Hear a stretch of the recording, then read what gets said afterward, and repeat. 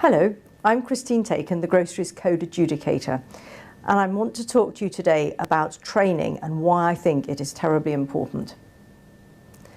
I often go to speak to groups of suppliers and am shocked by how many people actually want me to teach them about the code, whereas what I want to do is to update them on how I'm getting on and the various issues that I am following through. The code has been in place protecting suppliers. It is a legally binding code. It's been in place for over 5 years, and my role has been in place for 2 years to make sure it's properly enforced.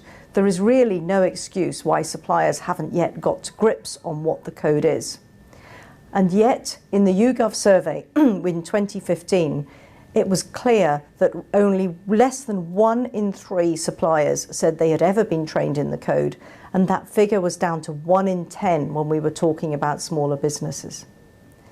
This is in contrast with the fact that retailers are required by the order that sits behind the code to train their buyers every year.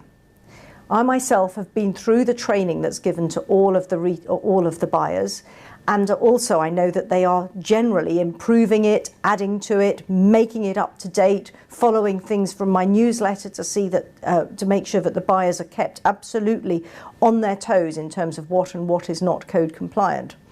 It is therefore even more awkward if the suppliers themselves do not know the code and not know when to push back if they feel they're being asked to do something that they shouldn't. I spoke to somebody who had been trained in the code, and she'd been using it for about a year, and she said, oh, I never mention the code and never mention the adjudicator, but if I'm asked for money, I have actually said before, well, of course, you know, I can't give you a retrospective lump sum, but I am happy to talk to you about. And she's immediately turned it into something moving forward and pushed back at that point. And the training is also important because there are certain elements of the code, such as delays in payment, which many people would interpret as meaning if I'm on 40-day terms, it means that I've got a case if I'm paid in 50. But I am interpreting it to also mean that if you've had money deducted off that payment and you weren't expecting it and you hadn't agreed it, that is also a delay in payment. And I'm trying to broaden practices that I hear that could be breaches of the code. I am actually pushing them under these headings, and so knowing about how I'm interpreting them is important. When you're on a training course, you will also hear what other people's experiences and how other people have used the code and how it worked for them. So I think that anybody that is considering doing training, or if you are at the beginning of a training course, I expect you're going to learn an awful lot and feel far more confident when you come out in your use of the code.